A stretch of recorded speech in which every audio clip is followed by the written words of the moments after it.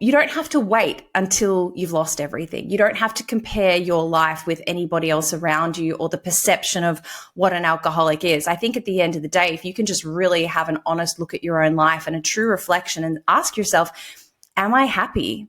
Great to have you back for another episode. In this episode, I catch up with my friend Ash Butters. Ash and I have known each other for years. She's always been incredibly supportive, and I love just to get her perspective and her take on this process, how it's changed her life, what she sees working for others.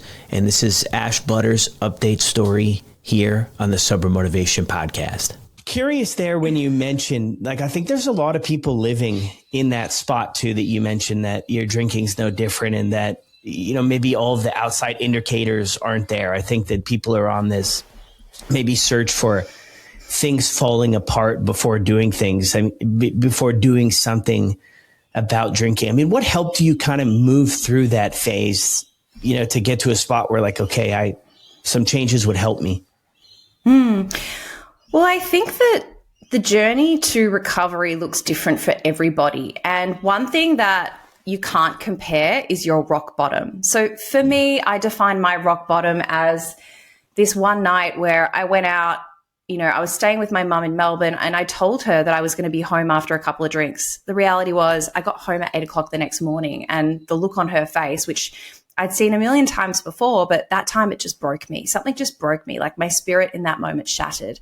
And so I guess what I would say is you don't have to wait until you've lost everything. You don't have to compare your life with anybody else around you or the perception of what an alcoholic is. I think at the end of the day, if you can just really have an honest look at your own life and a true reflection and ask yourself, am I happy? Am I showing up as the person I know I truly am? Because that was one thing that I've only noticed in hindsight is I thought I was happy with the person I was back when I was drinking and how I was showing up. 6 years down the path, I can look back at that version of Ash and I think, oh my goodness, you poor thing. I was so inauthentic. I was such a people pleaser. It's like I was just trying to do life so desperately, but nothing was quite falling into place. Everything was an effort. Everything was hard. And I kept bumping up against life. There was always friction. There was always, I'll give you an example, Brad. I used to always crash my car, not head-on collisions with other people. No one else was harmed, but I would always be scratching my car, opening my car into poles and really silly things, which is such an indication that I'm not being present. I'm not in the moment. Do you know how many times I've done that since getting sober? None. It's just, yeah. So if you're in that phase of maybe you're not sure if you're in, we call it sober curious, or you're in that pre-contemplation phase, I would say just try it for a year and just see if your life gets better. One thing that I was told was, if you want your old life back at the end of this, you can go get it. But the unknown is sobriety. The drinking, the trying to moderate, the guilt and the shame and the apologies, all of that. You've done all of that. I did that for 20 years. And so I was like, well, I just gotten to a point where I had this deep realization that the only person that was going to get me out of this was me. And I needed to take some different actions from the ones that I had been taking. I needed drastic change to be able to get this. Yeah. Beautifully said there too. Very relatable story to where it's where are the people or the person, or it's going to be us that's going to get us out of that situation by what we do next. And you mentioned going to rehab and then kind of dropping into in the lockdown of everything you had planned, and making shifts. And I think that might be something out there too in sobriety. I know it's not everybody's journey, but what really is? I don't think there's any one path that it's going to be okay, everybody's going to follow this, but sometimes things get extremely difficult in the beginning because, and I see it so many different ways, but for me, the drugs, the alcohol were the ways that I coped with life and things being unmanageable and feeling like I didn't have control or insecurities or everything else. And then, there was one of maybe two tools that I had on my belt of addressing life, and that's gone. And things got heavy for a little bit too. And I hear that a lot for, with conversations with people recently, that it's really tough to stay because it should be this big, bright sort of, I've made it, 90 days type deal, Yes. Yeah, but you're right, because you've taken away the one thing that was your solution to life. I heard someone share with me once, like, it was the thing that I used to blunt the edges of life, because life can be really sharp and really painful. And you know what, Brad, for me, I think back to in that first 12 months, I always thought the hardest thing in sobriety was going to be managing the cravings and social situations. They were like the two things I was most worried about. What completely floored me was actually learning how to deal and manage my emotions without alcohol, because that had been the answer to everything, whether we were celebrating, commiserating, anything in between. And I remember the only time I came really, really close to picking up a drink was when it was actually, believe it or not, it was when I was about to turn 1. I think I was a couple of weeks or maybe a month away from turning 1 in terms of 1 year sobriety. And I had been living in Sydney at the time, and I couldn't get back to Melbourne for my brother's wedding because we were put into a lockdown that ended up lasting for like 4 months. And so I couldn't cross the border, and I'm really close to my brother. He's my big brother. He was marrying one of my best friends. And at the same time, I knew deep down that I was very, very close to ending my own marriage. I'd been trying to make it work for that first 12 months, and it just wasn't. I just knew at that point it wasn't going to work. And on the wedding day, the emotion that overcame me, it felt like my heart was ripping in two. I remember watching it on FaceTime, and all I wanted was a drink. Like, it was the only thing. My head was screaming at me, just have a drink, you'll feel better. And you know what? For the first few moments I probably would have, but then I would have had to have dealt with the guilt, shame, and remorse that comes with that. I know that I would have ended up having a bender. I don't know if or when I ever would have come back to recovery had I made the decision that day. And so one thing that I did was I made sure that I was really supported on that day, and I actually ended up spending the whole day with my best friend. He stayed with me. We watched the wedding together. We went for dinner after. He stayed with me right until bedtime, and then he dropped me off and I went home. And if for people out there who are doing it alone, like, I can't stress the importance of community, whatever that looks like for you, whether you're in a sober support group, whether you are in a 12-step fellowship, and also just being really honest and transparent with your friends that are still drinking and just explaining how important this is. I think sometimes shame keeps us quiet and we don't tell people what's really going on. But if you can be really honest, like, I've never actually had someone say, come on, just have one drink, because they know that I went to rehab and that I nearly died from this disease. So the more we can kind of just be really honest with people and say, hey, I'm going to need a bit of support today. It just helps so much so that you don't have to do this alone. Yeah. That's so true. I mean, plugging into something too, I've seen be so helpful, not only for me, but for so many others. Yeah. Because, and letting other people know when we're ready, I think is good too, because I hear sometimes people say, oh, you're not going to believe it, Brad. I went to this party and they offered me a drink. And I said, well, they must know that you're sober. And they said, oh, they have no idea. They have no idea of this journey I'm on. I said, so they were being a good host. I mean, you can't fault everybody around us for not, for trying to be a good host or the best host they can. So I think opening up those conversations and being honest with people too is huge. And you find other people on the journey who you can relate to and have been through things, I've heard a lot of people in the sober motivation community, they share something and they're just like, man, other people could relate and they thought they were the only one in, one way or another. And it feels like it's just a weight off their shoulders.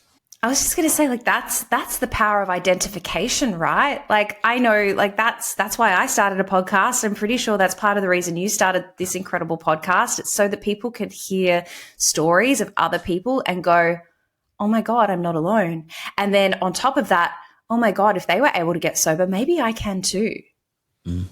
It's so powerful. Did you have anybody in your life that was sober before you got sober that you looked up to? Yeah, Brad, my dad was 10 years sober when I came into recovery. And this is what's so wild, and, we call it like a baffling, cunning disease. I had an example of the chaos, the carnage. Like, my dad lost everything to addiction. And then he managed to rebuild his life over the course of 10 years. And there were a few times throughout that last sort of 5 years of my drinking where, I'd sufficiently burned my life to the ground and he would take me to a meeting. And it was very much like, hey, I just want to show you, like, it wasn't any pressure. There wasn't any sort of like expectation that I had to get sober. He just wanted to support me. And like I said, I would go into those spaces and I would listen for all of the differences rather than the similarities. And I would use different people's stories as a reason why, well, I'm not like that. I never did that. I never lost my license. I never fill in the gap, and it's always the yets, right? Because I'm sure that all would have happened eventually. And so I kept that as almost like a way to keep myself separate from, which meant that I didn't even think that I qualified for recovery. I didn't think I was bad enough. But the reality was this was going to kill me one way or another, whether it was through, a fault of my own or my own hand. I don't know. But I just knew that by the end, I was so desperate for something to change that I was, like I said, willing to do whatever it would take. Yeah. Wow. That's right. Now I'm remembering back to the story of, that example. And I think the way your dad, went about it in that short story there is just, such a great way. I mean, if we could force everybody to, get sober and everything, because what the other part you mentioned there is sort of, the roadblock is that if we don't see it as a problem or we don't see it as impacting our life negatively at that point, it's like, well, why would I get sober? Like I can keep it all together. Like it kind of makes sense. Because the insanity of it, right, Brad, is that you will say to yourself, next time will be different. And I truly believed that. I really thought that I could manage and control my drinking. Up until the night before I was going to rehab, I was like, nah, I've got this. I'll figure it out, because I thought that it was some sort of moral failing on my part. I didn't realize that I carry this illness that means that when I drink alcohol, it has a physiological effect on my body that is different to my mates who are having a couple of drinks and then putting the bottle down. Like I just can't do that. Yeah, I just can't. That's strange. That other stuff, I don't know. That's strange stuff. Those weirdos. Yeah. I mean, I could do that occasionally to put on a show, but I always had sort of a backup plan, or like I wasn't just done drinking there, but I could, guys. Yeah, nope. Yeah, you guys want to leave? Yeah, no, I'm not going to finish that. I'll just leave that. But that wasn't the end of, my run. I did my best drinking when nobody was watching too. Oh my God, my favorite was I'd go for dinner with the girls and then I would drive and then I would pick up a bottle of red wine on the way home and then I would sit there and just drink by myself. And that was my favorite part of the night. Yeah. Yeah. So bring us up to speed. I mean, what have things been like for you since? I know it's been busy for you. Yeah, life has changed so much, like I said. So, in that at year one, and I mentioned this in my previous episode, but just for those who haven't heard it, I ended up leaving my marriage when I was a year sober. At 2 years sober, I left the safety of my corporate job. I'd been working for L'Oreal for 5 years. Prior to that, another beauty company for 10 years.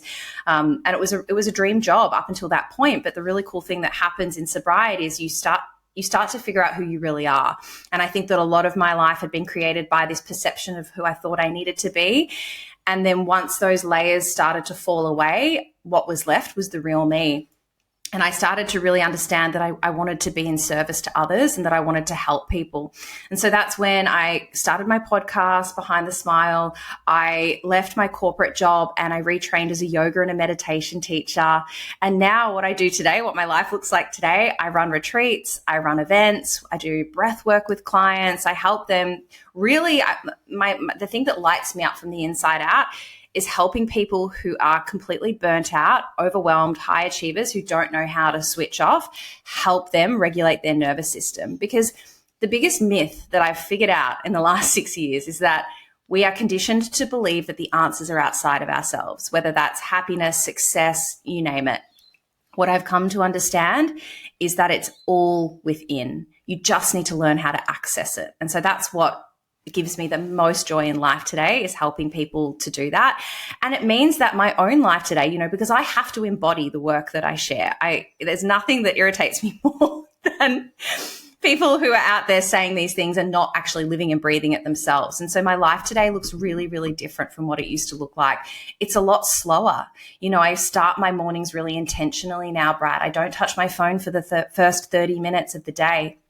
I meditate every single morning. I write a gratitude list. And some of these practices are things that I was taught in rehab. And, you know, so much has changed in my life, but the one thing that has remained a constant has been that morning routine, has been a foundation to plug me in at the beginning of the day so that I can actually reconnect with who I am before the rest of the world starts to, you know, enter my sphere and start to disrupt my energy again. So it's just simple things that have allowed me to be like, I can honestly say hand on heart that I am the happiest I've ever been. Like last year, 2025 was the best year of my life. It was absolutely incredible. I got to marry my best friend, you know, because I had a divorce in sobriety. I've now had another marriage. We secretly eloped in Italy, which was just incredible. You know, I never would have done that back when I was drinking because I was such a people pleaser. You know, I was so worried about the fallout. But now I get to show up and honor myself and my life and those around me, you know, from a place of authenticity. And that's really, really cool. Wow.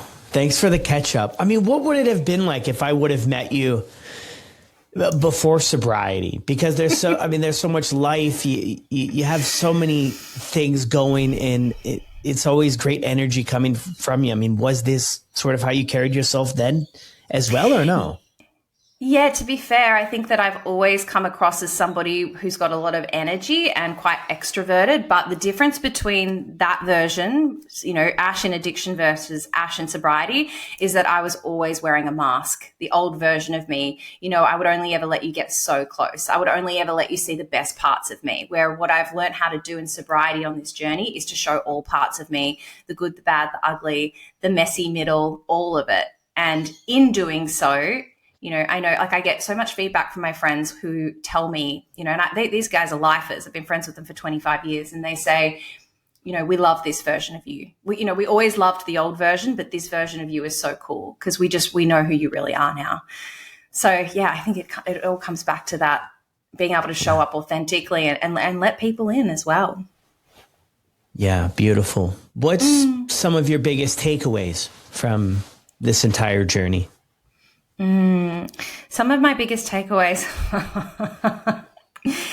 Don't worry about what anyone else thinks. What anyone else thinks of me is none of my business. That's been such a big one for me because I think that for so many years I was driven by this desperate need for external validation.